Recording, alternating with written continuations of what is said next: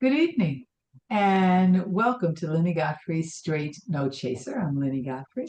Here we are. It is Wednesday, not October, November the 5th, 2025, at 7 p.m. Eastern Standard Time. And I have a wonderful guest that we are going to be talking to this evening. I'm so glad to be back on the schedule again, where I am trying to stay on board every Wednesday at 7 p.m. Eastern Standard Time in the month of November. I'll be there until the week before Thanksgiving, and the Wednesday before Thanksgiving. And in December, we take a bit of a break after doing a couple of weeks, and then we're back to start the 2026 year with a bang. So now I'm going to go back to the format that I used to have when I was totally always on when I was on the radio, Blog Talk Radio, and I would say I'm going to do a little housekeeping. And one of the things that I want you all to know is that this is a video version of the radio part that I have been doing since I guess 2020, when the idea came to me during the pandemic. And uh, now we are doing video and audio. The video portion of this can be seen on YouTube.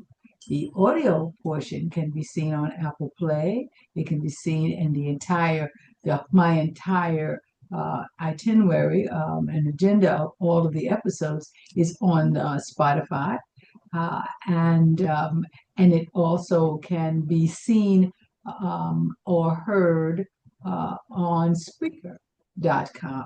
So at one point in time, I will always try to give you the link directly to Spreaker, but if not, all you have to do is go to Spreaker.com and put in Lenny Godfrey, and you will see there will be a list of all of the episodes. But I would like to always give you the specific episode that you just missed so that you could do that. And then you have the option of going to see the rest of the library.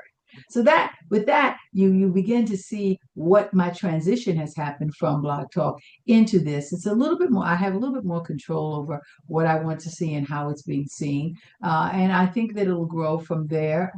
I'm hoping so, but I'm enjoying this a great deal. So with that being said, I want to go to talk about my next guest, who I met through our mutual friend, Melba Tolliver, who we all know is a wonderful journalist uh, on network and uh, on network television and beyond, and a wonderful writer who's written a book, and we'll talk about that a little bit later in this episode because my guest had great dealings with publishing the book. This young man, I will say, this gentleman was, his image preceded my meeting him because I would talk with Melba a lot, and she would say to me about Andy Latties that he was such a wonderful spirit, a loving soul, a person who really understood what she was trying to accomplish. And so I couldn't wait to meet him. And when I did finally meet him at the book fair that we did in October, I could see exactly all what she was talking about. But now in this last little time when I've had to do some research on Andy, Andy Latties is a multi-hyphenated person who is he is a person who I believe we could say is a bookseller. He's an entrepreneur. He is co-owner of the book and puppet company. He's a publisher. He is also a musician. He's had an opportunity to work in a lot of different places, and we'll talk about those places. He is from the Maryland area. We'll talk about hopefully his childhood and his if he has siblings and all of that. But he's also a recipient of several awards, and I think Women's National Book Association, the Pinelli Award, gave him the Independent Publishers Award. Um, and also he's written several books. Rebel bookseller is uh, how to improvise your own indie store and uh, beat back the chains. That was Beat Back the Chains, 2006. And you're telling my kids that they can't read this book? 2025 is among some of the things that he's done. So I really am excited about introducing you to this award-winning um, person. Because I can't, he's not in a category by himself. So with all of that being said, I would like to introduce you to Andy Lattice. Andy, would you come on camera, please? Okay, now I am a bookseller and I have read your book and I'm very proud that I have it for sale at Book and Puppet Company. If anybody's watching, as Lynnie said, I am a bookseller, so Well, that's you got a surprising. fabulous book here, and I'm really honored to be interviewed by an author. It's more common for me to interview an author, but Well, I'm fortunate that well, an author you decided have to interview me. so many different facets, But thank you. That was a wonderful plug for my book. Thank you very much. um, Thank you. Uh, Andy, tell me about your childhood in Baltimore, Maryland. Tell me about that. Well, I was born in Baltimore, but we moved when I was 5 years old. So Mhm. my memories of Baltimore are sketchy. But I grew up in Western New York, outside of Rochester, New York. And I think that, when you're a little kid, you often don't understand the forces that are shaping your life. But one of the things that was really significant about growing up outside of Rochester, New York, was that the Eastman School of Music is located in Rochester, and that is an important conservatory. And I went to a school district that had a good music program, not just a good music program, a terrific music program. And I learned many years later that the reason for that was because of that it was close to the Eastman School of Music. Mm. So I think that a really significant part of my childhood was that there were instrumental music lessons available for children. And I went to public school, and we were encouraged when I was in fourth grade to pick an instrument. And my father recommended that I pick the flute because it was very light to carry around. He thought that that was an important thing for a musical instrument. So I picked it up. I picked up the flute, but I had seen a performance of saxophone players that summer, and I decided I really wanted to play the saxophone, and I started studying the saxophone the summer before fifth grade. So I was very fortunate that I went to a school that had a good music program. Hmm. And so you continue though with the saxophone to this day. Which instrument is your favorite? Well, I started on alto, and I still love to play alto. But when I was in high school, my band teacher, I had a jazz band teacher named Ned Corman who had studied at the Eastman School, and his roommate was Ron Carter, Oh, who is yeah. one of the most acclaimed bass players in the Hmm. world. Yes. And that was Ned's roommate as a freshman and at Eastman School. And Ned Corman was friends with a lot of terrific jazz musicians, most of whom were in New York City. And again, we were in Western New York State, but because of the Eastman School, there was a lot of good music in Rochester. So terrific jazz musicians would come to visit our high school at Ned's invitation. So I met Max Roach, I met Thad Jones and Mel Lewis, and Ron Carter came and performed at our school. I actually interviewed Chuck Mangione for the high school newspaper. So I had a lot of immersion in jazz during my high school years, and Ned was the one who put me onto tenor. So I played both alto and tenor, but I mostly play tenor now. Hmm.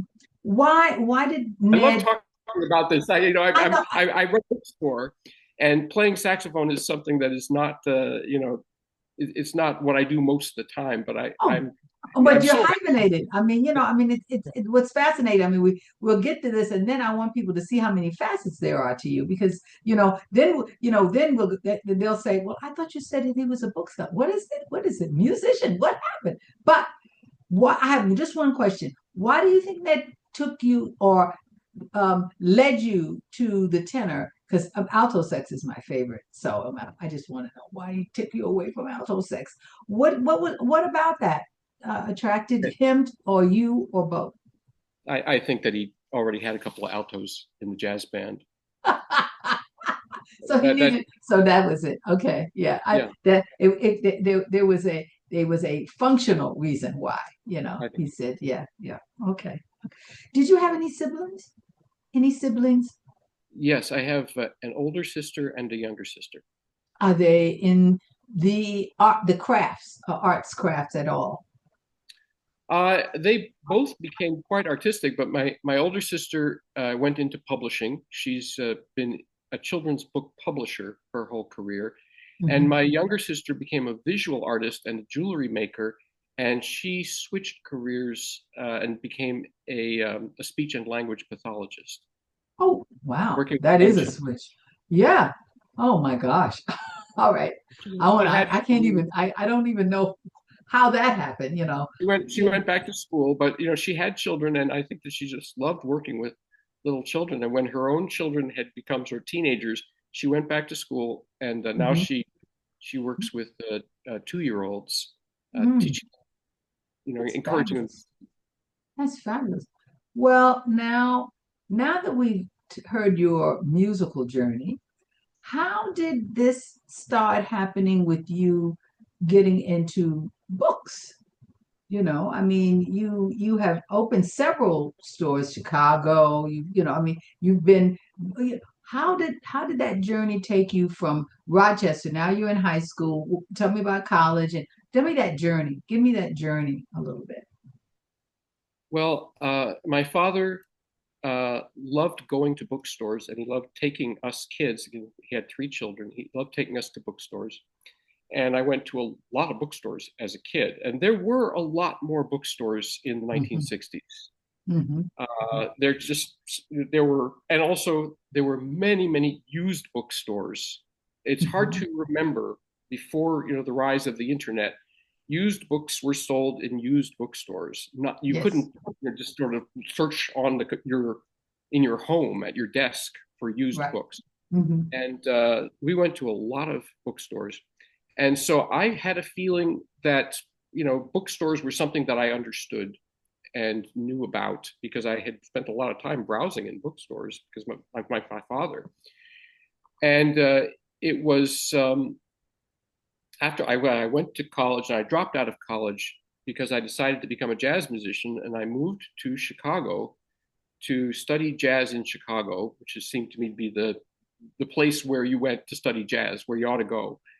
And but there I got a job in a bookstore. I applied for a job in a bookstore, and my boss uh, decided that she liked me, and I, we started a covert relationship. And she Hmm. was the manager of a bookstore, and she always wanted to open a bookstore. And as our relationship deepened, I decided I was going to help her open a bookstore. That's how I ended up getting into bookselling. And what the short story is, we opened a bookstore together, and it was very successful. Hmm. It was much more successful than I expected, that I had any right to experience. And what's more, I couldn't get out of it. I was 25. We opened the children's bookstore in Chicago, and our timing was perfect, and the location was perfect. And I've never really had that experience again. You Hmm. never, when you have this kind of surprising success, you might think that, gee, this is easy. Life is easy. Exactly. Uh, Exactly. Yeah. and it was a very successful independent bookstore for 7 years, from 1985 to 1992. Sales went up every year, and I thought, wow, this is very straightforward. Life is obviously going to be just. And then these big corporations started opening lots and lots of bookstores, and the invention of the internet book selling happened, and we were put out of business within a couple of years. But during that period, you know, I had thought I was going to be a musician, and I was helping, my girlfriend uh, do what she wanted to do, because I thought, well, I know what a bookstore is. I can help her open a bookstore. And then it was just so successful that I ended up working all the time, just trying to. It was like a runaway train. Hmm. So that's what happened. It's kind of crazy. I got sort of stuck in the book business. Wow. But that's a long time. So after the bookstore, what college did you go to? Yale. I got into Yale, and I was there. I attended for a year and a half, and then I dropped out. Mm, okay. Um, After the bookstore and after it reminds me of the movie with it. You've Got Mail, the bookstore the Uh, big bookstore that took over all of the mom and pop small stores. yeah, that That that movie, was that was a reflection of what was going on in the accurate. 1990s. Yeah. Um, so how did the music and the bookstore still remain in your life? Because now you're on two different paths. You got all this bookstore experience and success, but you still have this desire to perform as a musician. So which path did you take then? Well, I continued to perform sometimes. I performed. I had formed a friendship with a performance artist in Chicago named Lynn Book, and we would perform a Dada nonsense poem called the Or Sonata about once a year. So I was doing this performance, and we had good attendance at our programs, but we didn't do it very often.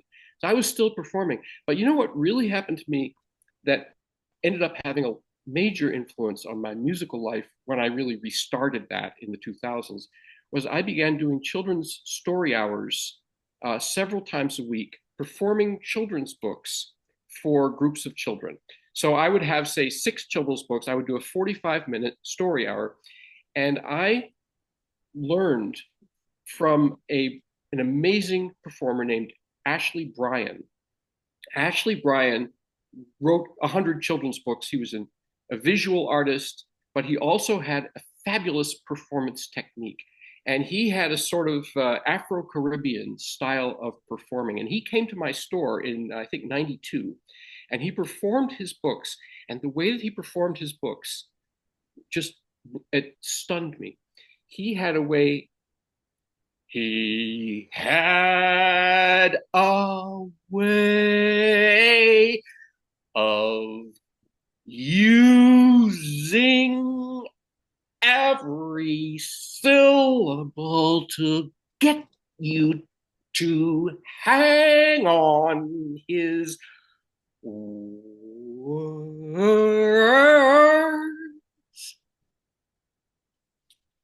He performed children's texts in a highly musical manner, and it was something I learned. I just saw him once. He just performed once in the store, and I thought, oh my God, you could do that. And I learned to perform for children that way. And it was years later that I went back to playing the saxophone. I had moved multiple times. Our businesses had collapsed. I was divorced, and I had a new love. And she thought that I should be playing my instruments again. I had really stopped, and and I did start playing my instruments again to accompany her. And it was during and when I picked up my instruments after having really pretty much stopped playing for many years, I found that what I wanted to play, what I heard was that kind of storytelling way of making tones. And now when I play, I always try to think of the rhythms of story and the rhythms of voice. I conceive of myself as a very vocal saxophone player. That's I don't know what did I answer your question? Well, no, no, it does. I mean, I can see the transitions happening. You say that it was Afro-Caribbean, and so that's very melodic. There's melody in even the way that people who have that culture speak. So, he utilized it and amplified it in his performance. And then you took it to another plane. And you said you accompanied the love of your life. Um, what was you accompanying her doing? Was she singing? Was she? Okay, so my wife Gaia is a visual artist, and she's also a performance artist, but she's a very talented uh, painter and graphic designer and cartoonist. And Mhm. she had become one of the editors of a magazine called World War III Illustrated, which is a political comics anthology that's been publishing now for 40 years. Every year, they publish a 150-page magazine with 40 different cartoonists making 10-page comics about contemporary issues. So she had been making 10-page comics as chapters in the World War III Illustrated Anthology, and her comics, again, about all sorts of different topics, like the war in Iraq, or the use of depleted uranium, or the 9/11 attacks. Or the history of Coney Island. She would pick a topic and do this very personal exploration of the topic as a comic. And when I was first together with her, she decided to hold a comics concert at a coffee shop in New York, and she rounded up about maybe 8 of the other cartoonists, and they each did slideshows of their comics, and I played music to accompany her doing the voice over of her own comics. So it was an accompaniment. So that's how I played along with her. I was accompanying her comics slideshow With tenor sax. with I played flute, chromatic harmonica, shakuhachi, and alto sax. I play a lot of instruments. I play maybe Hmm. 8 instruments, 10 different Oh, instruments. I see. Well, okay. Yeah, All right. yeah. Mhm. So Skills. I was accompanying her comics, and I began to become a regular at these kinds of concerts, accompanying comics, and I've been doing it ever since. That was in 2008, and next week I will be performing in Brooklyn for accompanying a comics concert. Where is that going to be? Uh, at a bookstore in Williamsburg called a PIT, Property is Theft Bookstore. And I Hmm. go down there every month and perform to accompany comics slideshows. It is an Yes. unusual form of performance, but it's a great pleasure. I love doing it. Oh, and what about your wife? Does she still participate in the annual the book the book that's put out, or is a performance that she does now? Does she do that? She does so many different things. It's very difficult for her to juggle all of the things that she does. She's currently completing a PhD, and she's writing her dissertation right now. And so she's missed the last year of publishing in World War III, but she has done more than a dozen of these comics, and she'll Mhm. be back into it next year. Next year. But Mhm. right now, she's really pulled back because she's working so hard on doing her dissertation. That's fabulous. But Now that's fabulous. I should mention something else here, which is that I say I accompanied her performing. I began to accompany vocal performances when I was in college, so that you are a marvelous singer. I've heard you perform in this store, and I have Thank you. a lot of experience accompanying singers, accompanying vocalists. And so it is the experience that I've had as an accompanist to jazz singers that made me a good accompanist to vocal performances of any kind.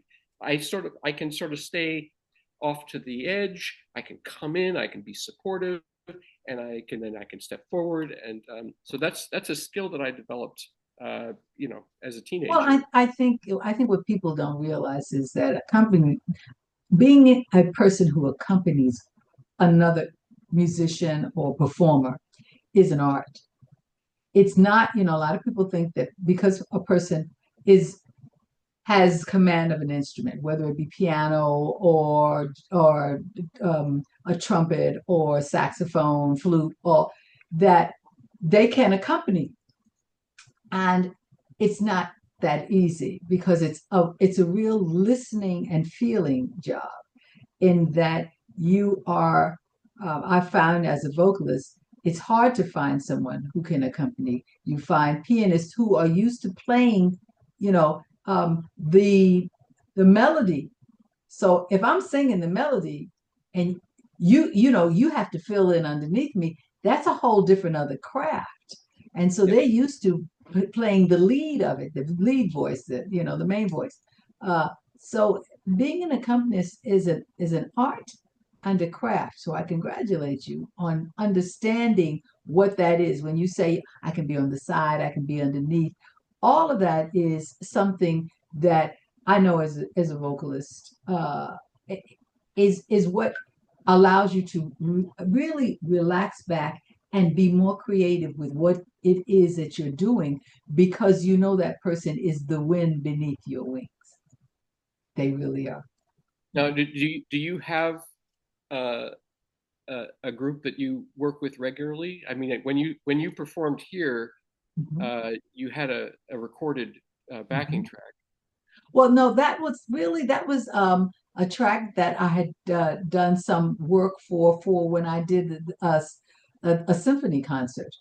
And that was what we used without the orchestra. That one person was playing all of that, and that was Ken Moyer, who was at the time my musical director. And do I work with? No, it's very different. I've not found anyone who Ken is retired now, and he only does arrangements. I've not found anyone who I think understands where I'm going and the storytelling method that I have.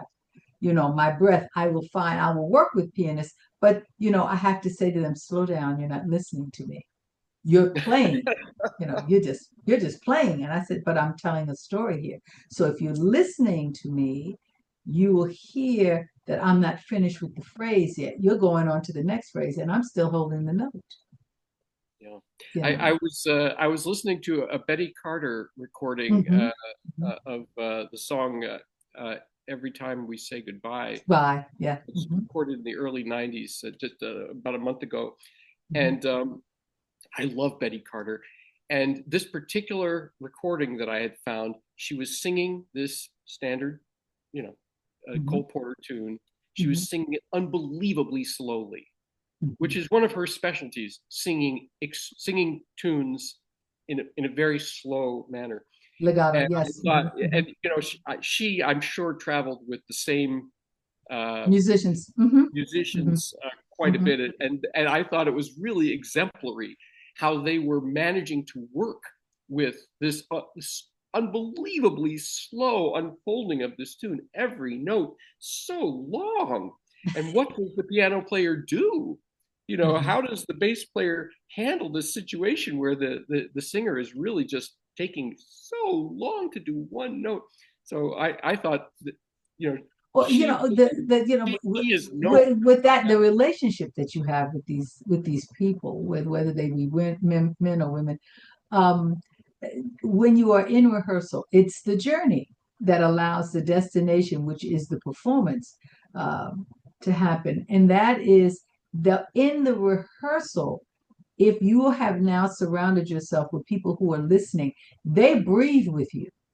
So all of that breath that they have, they you don't even have to worry. You know that they know that you're going to hold it and they're going to go. It's a wonderful experience when you find that mate. They're almost your soulmate in the music world. That is, and usually there are people who travel a whole lot. Um, they travel with one person all the time, and it's different now because people don't like to travel as much. A lot of accomplished musicians have chosen to teach, and so they want to stay in one place because they have family and everything else. Other musicians are attached who understand they're already attached, so it's hard to find. Every once in a while I find someone, and it's really wonderful. I mean, it's a wonderful, wonderful. I love working with him. Like I told you, Ken and I would do we would do almost half a concert with just alto sax and voice, and it's one of those things. You find someone who understands, who listens. Now, enough about me singing. Back to you. Um, so now you've got this whole list of instruments that you play. You've got you've got now another craft which is accompanying. I've heard your performance as a musician. You have albums that you have. You've recorded. Do you have one? Do you have one that? I have recorded 2 albums. There you go. There they are. And This I've is my listened to this is them. my musical partner, Eric Blitz. Mhm. I have a relationship with Eric, this percussionist. I met him in 2008. I met him at that first concert that Gaia arranged, and I've Mhm. been playing with him ever since. And Mhm. I'm very fortunate to have found a terrific percussionist who really Yeah. likes I love what he does. Yeah. Here's a picture of me It's playing a on the yes. streets There of you New are. York. There you And are. Yes. There you my are. garden Yeah. hose around my neck, and there's Eric with his kit out on the street. And then this is a performance of the Sonata. No photo on this one that we did with Carl Berger and Ingrid Serzo, who's a brilliant You see, pianist. and so now here we are. We're halfway through this interview, and we haven't gotten to the book part of it yet. When I say to you that this person is a hyphenated person, he is a hyphenated person. His focus is that I know of him is in the bookstore. But when you get in a conversation with Andy, you realize that there's a whole nother life. But now I've got to get us back to so we talk to the Book and Puppet Company and the book fair um and how all of that has been established. So how do you get from where you were to now in Easton, Pennsylvania, and the book fair and the bookstore and your co-owners with your wife and all? How does that happen? How did that? Well, I took you up to the founding of my first bookstore in Chicago, Right. 1985. So we're now 40 years later. It's a little over 40 years since opening the children's bookstore. And what I tell people is this storefront in Easton, I am in this bookstore. I'll do a little tour Mhm. here. This is the big room in the bookstore. You can see there's all this wonderful It's a seating lovely room. It's a here. lovely We room. have the Yeah. stage where Linnie performed on the stage recently, and we have a gallery. You can see there's art on the walls, and this is just one of the rooms. This is the room with books for adults. But this is my 12th storefront, and so there's a lot has happened in between, which I don't know if you need a blow by blow, but uh, the reason we came out to Easton is that Gaia's best friend had moved out to Easton, and we used to visit, and during the critical decision making period, I was managing the Bank Street bookstore on the Upper West Side of Manhattan. I was there for Bank 5 Street. years. Hmm. It's it was a wonderful opportunity and very challenging, and I got fired.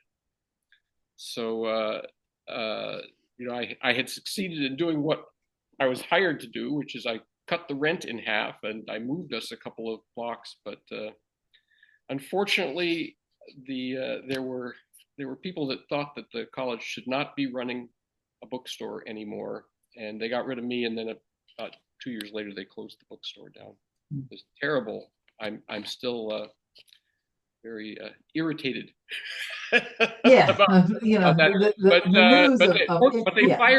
fired me in a moderately gentle way. They let me know that the end was coming, and I had about a year to prepare my next move, and we bought a house out in Easton, and then we took a storefront, and we opened a bookstore, and then I told them they didn't. Bank Street didn't know that we were doing this all in this window, and I told them I'm opening another store, and they said, "Oh, bye bye." That was kind of the signal that they were no longer going to be tolerant of me hanging around. Mm-hmm. So I came out here. We opened right away. My last day at Bank Street was September 5th, and my first day at Book and Puppet Company was maybe September 18th. So that was 2017.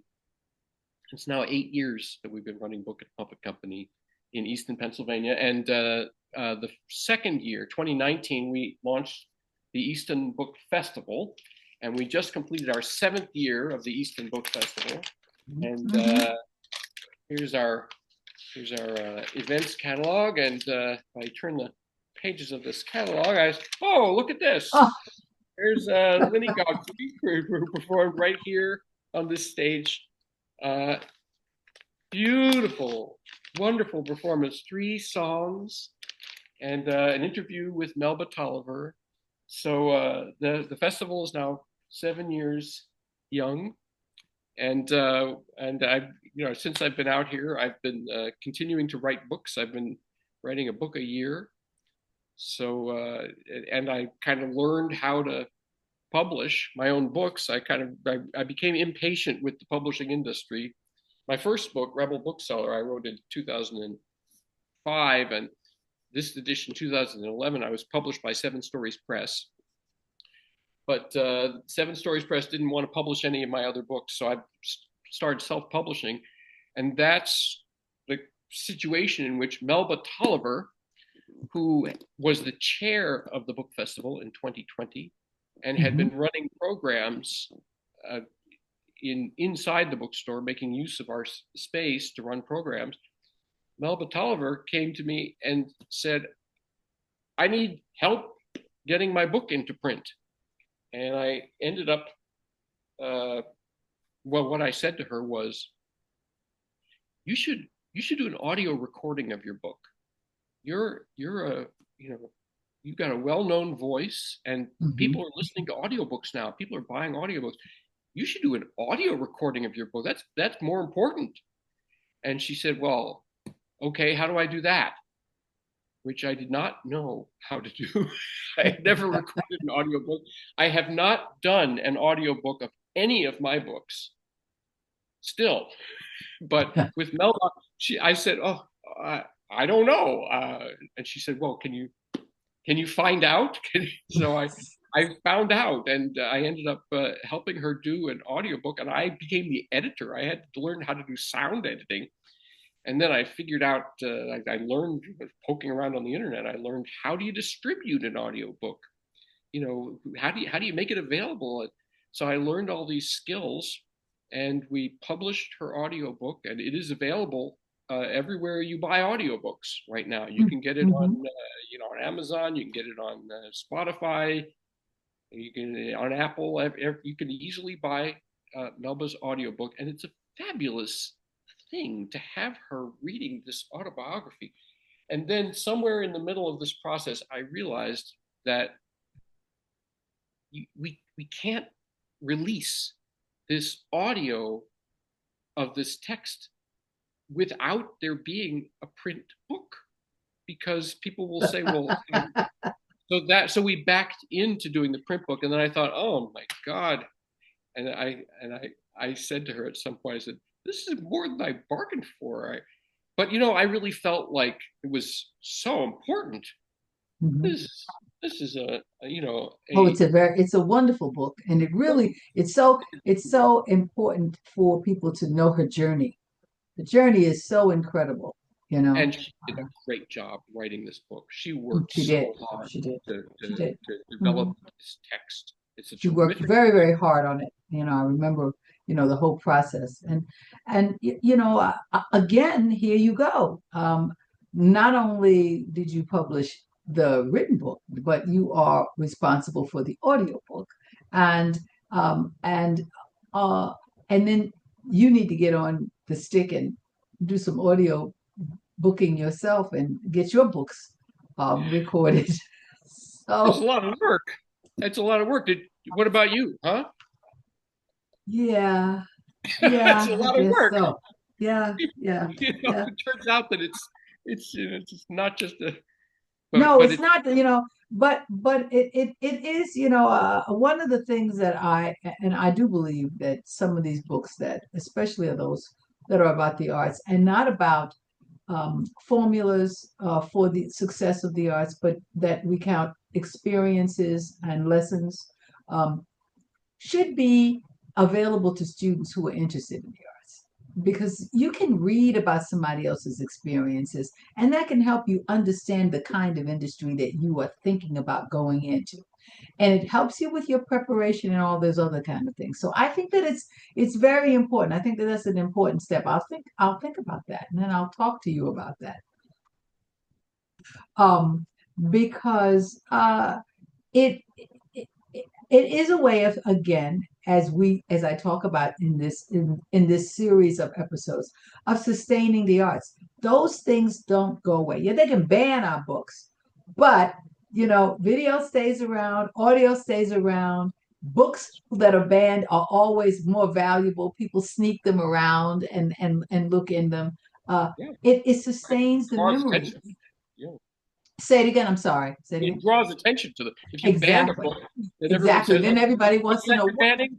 exactly. And why are you banning? Well, I have to read why this book should be banned, you know. Yeah, I need to. It is a way of sustaining what it is that we do. And with the times, the way the times are, we have to become people who are independent in making sure that our lineage and our legacy continues. And we can't be dependent upon corporations or governments or anything like that to do it for us.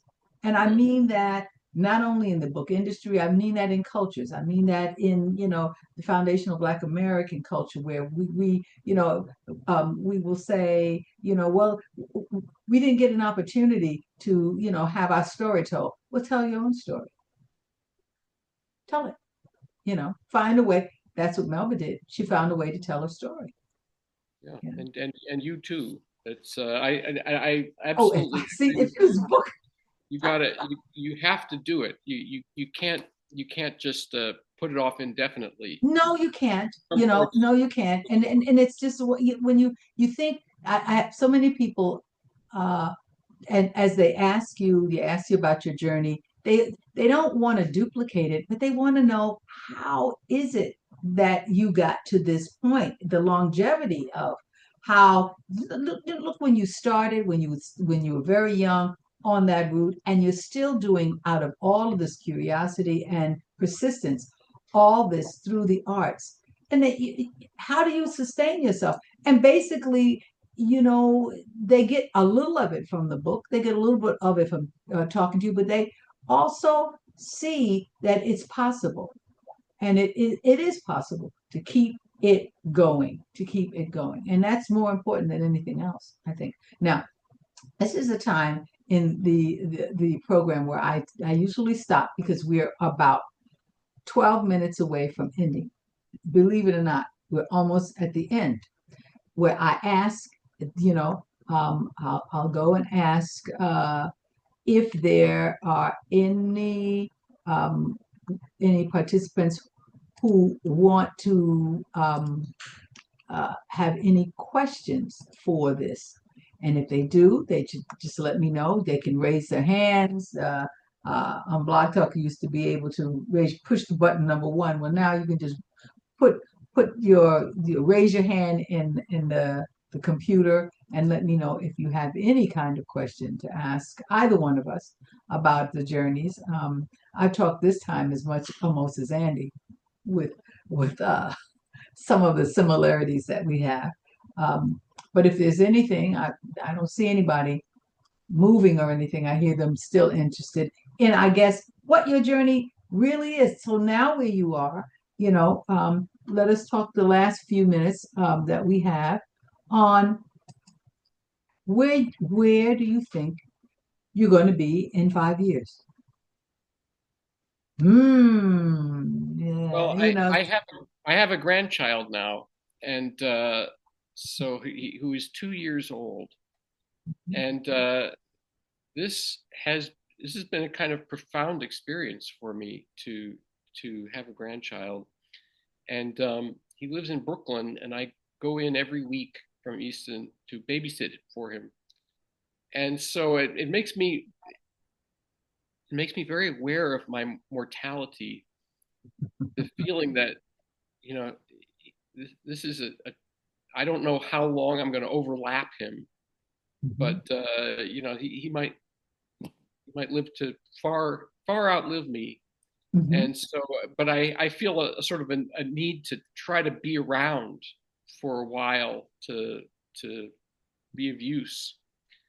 Uh, so where will I be in 5 years? Well, I hope I'm alive. That would be mhm, the first thing. I hope I'm still going. Um, I, this year we did something in the book festival that I was trying to accomplish for several years. We got an author into the schools and we gave her books away to all the children. So and yes, we had she was on 2 weeks ago. She was on two yeah, weeks ago. Yes, yes. Bemisola Uday All Perkovich, of them and is we over. gave Yes. away her books. And so I feel that the Easton Book Festival, now in its seventh year, has a ways to go.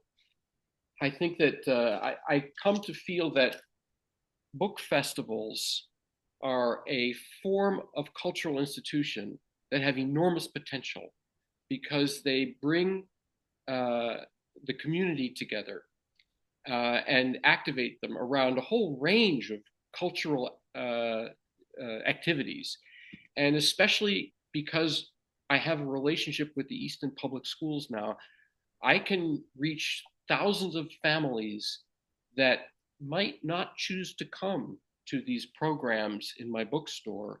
But if I go into the schools, there's 5,000 children that I can reach.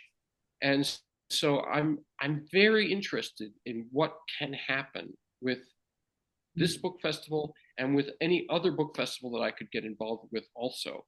So I'm interested in book festivals right now.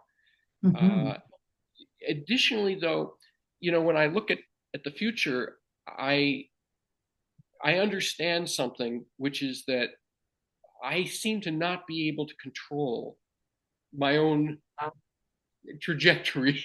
I like, I didn't. I'm not in my 12th storefront because I decided 40 years ago I'm going to open and then close and then open and then close bookstore after bookstore and move from Chicago to Western Massachusetts and to New York and to Easton. I didn't plan that. And I'm not unhappy with having been kicked around this way. It's tough business, the book business. It's Hmm. difficult to run independent bookstores. It has not gotten easier. Most people buy their books on the internet. Most people buy their books in a chain store. And so I'm in a very dicey profession. It's challenging to stay in this profession, and I am committed to it, even though I love playing music also. But the kind of music that I play is free jazz, and you can't really make a living playing free jazz. Not many people like to listen to free jazz, and Hmm. so I have this profession which I'm committed to, Hmm. and I don't know exactly how I'm going to control my activity, but I keep trying. I keep working at the same sort of themes, and I don't know what's going to happen next. Well, I thank you for that. And I wonder what kind, let me ask you this question. You do have, this is your first grandchild, female, male, female, It's a boy. His name boy, is male, Otis. Yes. Otis. What kind of world would you like for Otis to have in 17, 18 years? I would love to have a world that is kinder and more humane than the one that we live in at this moment. I'm very distressed at I was just talking the other day about in 2008 this country elected Barack Obama as president, and my friends and I were all sort of talking about how we've done it. We've reached. He won the And Nobel Prize right away. We just thought we're past this, nonsense of our culture, this cruelty and this, and it's turned out that wasn't really the case. So, I mean, I feel that we who believe in uh, individual self-determination and freedom of creative expression and the love of learning and beauty, and the milk of human kindness. We hope that we can make a world that we're proud to hand on to our children and say, look how what a beautiful garden this world is. And yeah, oddly, there seems to be a different worldview that contests with this, and I don't understand it. Greed, I guess, or I don't know, fear, well, paranoia. What? I think being hopeful that somehow, and I don't know how, I think I share in your hope that there is a kind of world, a kinder world that we will move into somehow. Um, there is a recognition of it, and I hope that the arts um, becomes the leader in that. For me, the arts is not a reflection, not only a reflection of what we are, because it is a representation of it, but also it should be a leader of what we can be and should be. That's And as beautiful. we write, as we draw, as we recite, as we sing, as we do all of those things, we hope that that is moving it closer to that. That we're setting an example of where we can go, should go. Uh, and I think that people have been wanting this for decades and decades. This is not new. They've been, in the 20s, they wanted it to be a better place. In the 30s, they wanted it to be a better place. We thought we had arrived many different times, couple of times we thought we had arrived. And we've been pushed back, but never to be discouraged, always to be relentless of going forward through the arts, I believe that we will always have that. It's always reflected. Recently, I will say this, and then we're almost out of time. That someone asked me about the success of a play that I recently saw called Liberation, and they were a younger woman, and she didn't understand. She said everybody was just so excited about it. She said, I just I don't understand. So, women got liberation. I said, you see, that's because you haven't had to work for it, because you were born into those things. I said, did you really think? I said, do you realize that the play, the musical Hair, changed theatrical history as to how even people went to the theater, why they went to the theater? Do you think that and I'm not, hopefully not offending anybody, but the gatekeeping generation was not the generation that promoted Hair. It was the younger generation that kept going over and over, just like they are doing with Hamilton. I said, it is that kind of progression that has to happen. Now, you don't relate to it because you weren't there, you know. But I wasn't old enough to participate, but I saw some of these women as they were burning bras and carrying on and moving forward and doing all of that. I said, to see that again and to see their reaction about it it's we have to be reminded that it did happen and it can happen. And the Yeah. arts is that one thing that can make it happen. I believe. I do believe. Well, that's my last word. Do you have a last word that you want to leave with the audience, Andy? Well, we've been running writing workshops as part of the Easton Book Festival, and I attend a lot of the programs that take place. And I found myself attending a poetry workshop uh, based on the idea of finding your anthem. What is your anthem? And I didn't know what that meant. What was she trying to do? And she kind of had this chance mechanism where you picked a word out of a hat. I think it was a hat. And I picked a word, and the word I got was repair. And so I was supposed to write a poem around the idea of repair and also to locate my anthem. And I was fiddling with this, and I had about half an hour, and we made a little zine, a little booklet, and I was doing decorations, and I wrote the word repair out, and then I sort of remembered something. I remembered a favorite poem of mine that I had read when I was 19, and that I sometimes will use here and there. I've quoted it. It's a poem by Laura Riding, and the first verse goes like this. The poem's called Autobiography of the Present. Whole, this is WHOLE, whole is by breaking and by mending.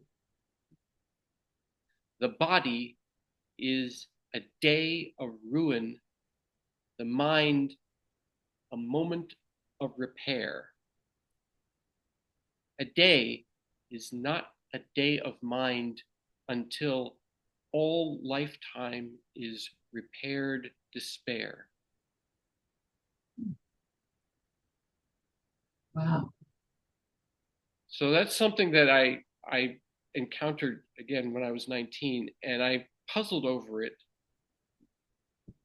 my whole life. Whole is by breaking and by mending. Hmm. Love that image.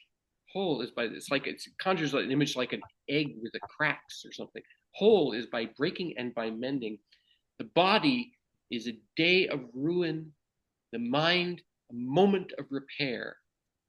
A day is not a day of mind until all lifetime is repaired despair. So that's my last word. Is by Laura Riding. I think she wrote it in the 1920s.